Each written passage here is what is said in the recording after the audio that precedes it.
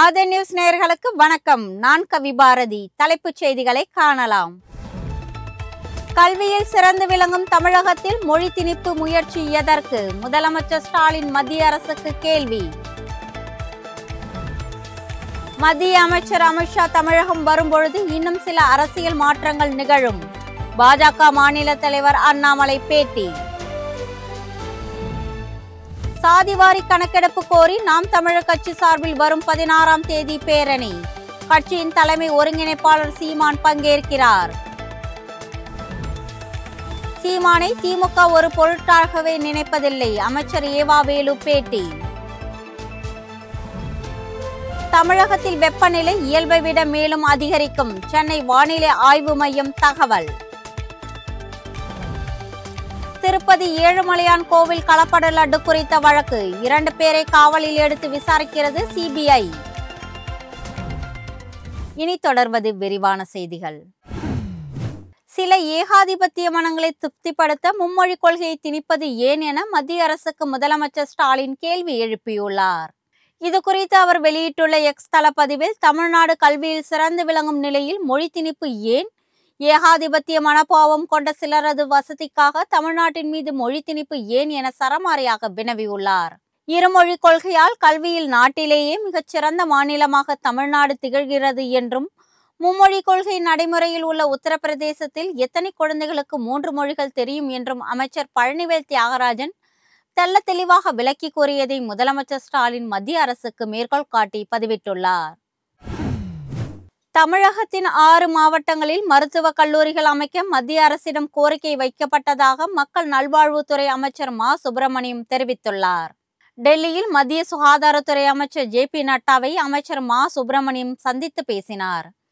பின்னர் செய்தியாளர்களுக்கு பேட்டியளித்த அவர், நாமக்கல், திருப்பூர், விருதுநகர் மாவட்டங்களில் உள்ள மருத்துவக் கல்லூரிகளில் கூடுதலாக 50 இடங்களை ஒதுக்க மத்திய அமைச்சரிடம் கோரிக்கை விடுத்ததாக கூறினார். தமிழகத்தில் கூடுதலாக 500 சுகாதார நிலையங்கள் அமைக்கவும் கோரிக்கை விடுத்ததாகவும், இதற்கு மத்திய அமைச்சர் ஜே.பி. நட்டா நடவடிக்கை எடுப்பதாக உறுதியளித்தார் என்றும் அமைச்சர் மா சுப்பிரமணியம் கூறினார். திமுகவை தவிர தங்களுக்கு வேறு யாரும் எதிரி இல்லை என அதிமுக பொதுச் செயலாளர் எடப்பாடி பழனிசாமி தெரிவித்துள்ளார். சேலம் மாவட்டம் ஆத்தூரில் செய்தியாளர்களுக்கு பேட்டியளித்த அவர், அதிமுகவுக்கு ஒரே எதிரி திமுக மட்டும்தான் என்றும், திமுகவை தவிர வேறு எந்த கட்சியும் எதிரி கிடையாது என்றும் கூறினார். திமுகவை வீழ்த்துவதற்கு, வாக்குகளை சிந்தாமல் பெறுவதற்கும் யாருடன் வேண்டுமானாலும் கூட்டணி வைக்கலாம் என கூறிய அவர், தங்களுடைய ஒரே இலக்கு திமுகவை வீழ்த்துவது மட்டும்தான் என கூறினார். இலங்கை கடற்படை தமிழக மீனவர்களை கைது செய்வதை ஏற்றுக்கொள்ள முடியாது என தெரிவித்த எடப்பாடி பழனிசாமி, மீனவர்கள் பிரச்சினைக்கு இரு நாடு அரசுகளும் உரிய நடவடிக்கை எடுக்க வேண்டும் என வலியுறுத்தினார். மத்திய உள்துறை அமைச்சர் அமித்ஷா தமிழகம் வரும்பொழுது இன்னும் பல அரசியல் மாற்றங்கள் நிகழும் என்று பாஜக மாநில தலைவர் அண்ணாமலை தெரிவித்துள்ளார். கோவை விமான நிலையத்தில் செய்தியாளர்களுக்கு பேட்டியளித்த அவர், அதிமுகவுடன் கூட்டணி அமைக்கப்படுமா என்ற கேள்விக்கு அவசரத்தில் பேசும் சப்ஜெக்ட் அல்ல என்றும், பொறுமையாக பேசுகிறேன் என்றும் பதிலளித்தார். அதிமுகவுடன் கூட்டணி அமைக்கப்படுமா இல்லையா என்பது குறித்து நாளை செய்தியாளர்களிடம் கூறுவதாக அவர் தெரிவித்துள்ளார். மத்திய அமைச்சர் அமித்ஷா அடுத்த 2 நாட்களில் மீண்டும் தமிழகம் வரும்பொழுது இன்னும் பல அரசியல் மாற்றங்கள் நிகழும் என அண்ணாமலை கூறினார். ஜாதிவாரி கணக்கெடுப்பு நடத்த கோரி நாம் தமிழர் கட்சி சார்பில் வரும் 16ஆம் தேதி பேரணி நடைபெறும் என அறிவிக்கப்பட்டுள்ளது. ஜாதிவாரி மக்கள் தொகை கணக்கெடுப்பு நடத்த மாநில அரசுக்கு அதிகாரம் இல்லை என்றும், மத்திய அரசு தான் நடத்த முடியும் என்றும் தமிழக அரசு கூறி வருகிறது. ஜாதிவாரி கணக்கெடுப்பு நடத்த பாமக தொடர்ந்து வலியுறுத்தி வரும் நிலையில் தற்போது நாம் தமிழர் கட்சியும் இதே கோரிக்கையை வலியுறுத்தி வருகிறது. சாதிவாரி கணக்கெடுப்பு நடத்துமாறு தமிழக அரசை வலியுறுத்தி வரும் 16ஆம் தேதி செங்கல்பட்டில் பேரணி நடைபெறும் என்றும், கட்சி ஒருங்கிணைப்பாளர் சீமான் தலைமையில் நடைபெறும் பேரணியை தொடர்ந்து பொதுக்கூட்டம் நடைபெறும் என்றும் நாம் தமிழர் கட்சி அறிவித்துள்ளது. சீமானை திமுக ஒரு பொருட்டாகவே எடுத்துக்கொள்வதில்லை என அமைச்சர் ஏவா வேலு தெரிவித்துள்ளார். சென்னை ஈசிஆர் சாலையில் ஏற்படும் போக்குவரத்து நெரிசலை குறைக்க 11 கிலோமீட்டர் தொலைவிற்கு உயர்மட்ட சாலை அமைக்கும் பணிகள் நடைபெற்று வருகின்றன. இதனை அதிகாரிகளுடன் அமைச்சர் ஏவா வேலு ஆய்வு செய்தார். பின்னர் செய்தியாளர்களுக்கு பேட்டியளித்த அவர், உயர்மட்ட சாலை பணிகள் தீவிரமாக நடைபெற்று வருகின்றன என்றும், மிக விரைவில் இந்த பணிகள் முடிக்கப்படும் என்றும் கூறினார். மேலும் துறைப்பாக்கம் நீலாங்கரை இடையேயான OMR ECR சாலைகளை இணைக்கும் சாலையை விரிவுபடுத்தும் பணிக்கும் பக்கிங்ஹாம் கால்வாய் மீது தரைப்பாலம் அமைக்கும் பணியும் விரைவில் தொடங்கும் என அமைச்சர் குறிப்பிட்டார். அரசியல் நடத்துவதற்கு சீமான் ஏதேதோ பேசிக் கொண்டிருக்கிறார் என விமர்சித்த அவர் அதை தாங்கள் பொருட்படுத்துவதே இல்லை என்றும் கூறினார். மும்மொழி மற்றும் புதிய கல்விக் கொள்கையில் இந்தி திணிப்பை கண்டித்து ராணிப்பேட்டையில் மத்திய அரசுக்கு எதிராக மக்கள் மன்றம் அமைப்பின் சார்பில் கண்டன ஆர்ப்பாட்டம் நடைபெற்றது. ராணிப்பேட்டை முத்துக்கடை பேருந்து நிலையம் அருகே இந்த ஆர்ப்பாட்டம் நடைபெற்றது. ஹிந்தி மொழி மற்றும் புதிய கல்விக் கொள்கை திணிப்பு ஆகியவற்றை கண்டித்து மக்கள் மன்றம் அமைப்பின் சார்பில் நடைபெற்ற ஆர்ப்பாட்டத்தில் 200க்கும் மேற்பட்டோர் கலந்து கொண்டனர். மாநில அரசின் உரிமையை பறிக்கும் வகையில் தொடர்ந்து மத்திய பாஜக அரசு செயல்படுவதாகவும் தமிழகத்தின் மீது தன்னிச்சையாக மும்மொழி கொள்கையை திணிக்க முயற்சிப்பதாகவும் இதில் பங்கேற்றவர்கள் குற்றம் சாட்டினார்கள். திருப்பதி ஏழுமலையான் கோவில் லட்டில் கலப்பட நெய் விவகாரத்தில் கைதான 4 பேரில் 2 வரை காவலில் எடுத்து CBI விசாரித்து வருகிறது. திருப்பதி ஏழுமலையான் கோவில் லட்டு பிரசாதம் தயாரிப்பதற்காக நெய்யில் கலப்படம் செய்த வழக்கில் உச்சநீதிமன்ற உத்தரவுப்படி நியமிக்கப்பட்ட சிறப்பு புலனாய்வு அதிகாரிகள் குழு திண்டுக்கல் AR டெய்ரி நிறுவனத்தை சேர்ந்த ராஜசேகரனை கைது செய்தது. இதேபோல் உத்தரகாண்டை சேர்ந்த போலேபாபா டெய்ரி நிறுவனத்தை சேர்ந்த பிபின் ஜெயின், பொமில் ஜெயின் மற்றும் காளஹஸ்தியை சேர்ந்த வைஷ்ணவி டெய்ரி தலைமை அதிகாரிகள் அபூர்வா வினய்காந்த் சாவ்டா ஆகியவரையும் கைது செய்து சிறையில் அடைத்தனர். கைதான வினய்காந்த் சாவ்டாவிடம் நடத்தப்பட்ட விசாரணையில் நெய்யில் ரசாயனம் கலந்தது உண்மைதான் என அவர் ஒப்புக்கொண்டுள்ளார். மீண்டும் அவரை காவலில் எடுத்து விசாரிக்க திருப்பதி நீதிமன்றம் அனுமதி அளித்த நிலையில் ரகசிய இடத்திற்கு அழைத்துச் சென்று போலீசார் விசாரணை நடத்தி வருகின்றனர். தொகுதி மறுசீரமைப்பு தொடர்பாக நாளை நடைபெறவுள்ள அனைத்து கட்சி கூட்டத்தில் தமிழக வெற்றிக் கழகம் சார்பில் அக்கட்சியின் பொதுச் செயலாளர் ஆனந்த் பங்கேற்பார் என அறிவிக்கப்பட்டுள்ளது. மக்களவை தொகுதியில் மறுசீரமைப்பு விவகாரம் தொடர்பாக விவாதிப்பதற்காக முதலமைச்சர் ஸ்டாலின் தலைமையில் நாளை நடைபெறவுள்ள அனைத்து கட்சி கூட்டத்திற்கு தேர்தல் ஆணையத்தால் அங்கீகரிக்கப்பட்ட 45 கட்சிகளுக்கு அழைப்பு விடுக்கப்பட்டுள்ளது. தமிழக வெற்றிக் கழகம் கட்சியின் சார்பில் அக்கட்சியின் பொதுச் செயலாளர் ஆனந்த் இக்கூட்டத்தில் பங்கேற்க உள்ளார். அனைத்து கட்சி கூட்டத்தை பாஜக, தமாக, நாம் தமிழர் கட்சி, புதிய தமிழகம் ஆகியவை புறக்கணித்துள்ள நிலையில் அதிமுக, பாமக, தவேக உள்ளிட்ட கட்சிகள் பங்கேற்க இருப்பதாகவும் அறிவித்துள்ளன.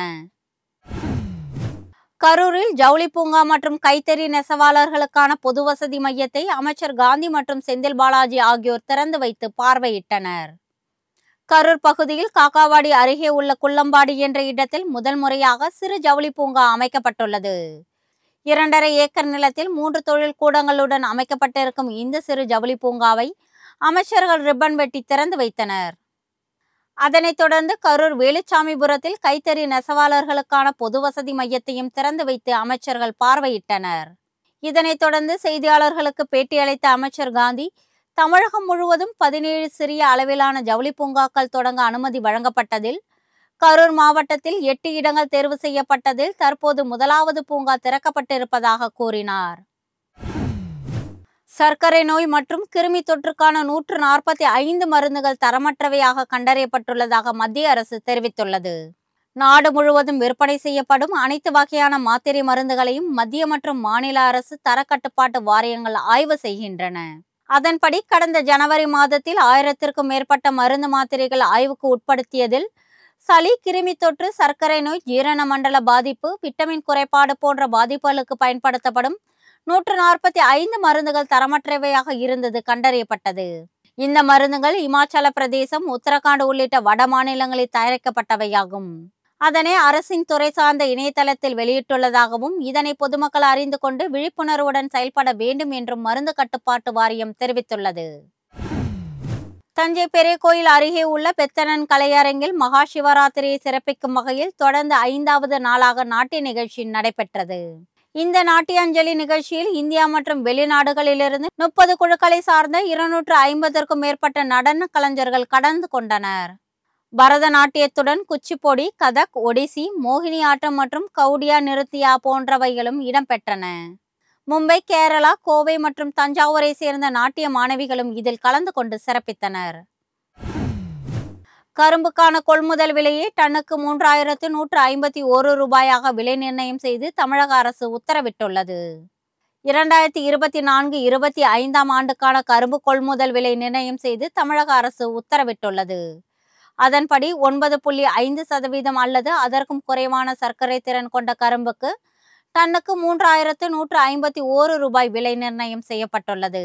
9.85% சர்க்கரை திறன் கொண்ட கரும்புக்கு 3267 ரூபாயாகவும், 10.10% சர்க்கரை திறன் கொண்ட கரும்புக்கு 3344 ரூபாயாகவும் விலை நிர்ணயம் செய்யப்பட்டுள்ளது.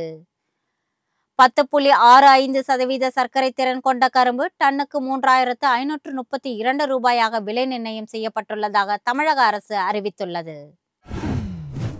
தமிழகத்தில் அதிகபட்ச வெப்பநிலை இயல்பை விட 2 முதல் 3 டிகிரி செல்சியஸ் வரை அதிகரிக்கக்கூடும் என்று வானிலை ஆய்வு மையம் தெரிவித்துள்ளது. இதுகுறித்து சென்னை வானிலை ஆய்வு மையம் வெளியிட்டுள்ள அறிக்கையில், இன்று முதல் 8ஆம் தேதி வரை அதிகபட்ச வெப்பநிலை படிப்படியாக 2 டிகிரி செல்சியஸ் வரை உயரக்கூடும் என்றும், தமிழகத்தில் அதிகபட்ச வெப்பநிலை வழக்கத்தை விட ஓரிரு இடங்களில் 3 டிகிரி செல்சியஸ் வரை அதிகரிக்கலாம் என்றும் தெரிவிக்கப்பட்டுள்ளது. சென்னை மற்றும் புறநகர் பகுதிகளில் அதிகபட்ச வெப்பநிலை 35 டிகிரி செல்சியஸை ஒட்டியிருக்கக்கூடும் என்றும் வானிலை ஆய்வு மையம் தெரிவித்துள்ளது. இத்துடன் ஆதன் செய்திகள் நிறைவடைகின்றன. வணக்கம்.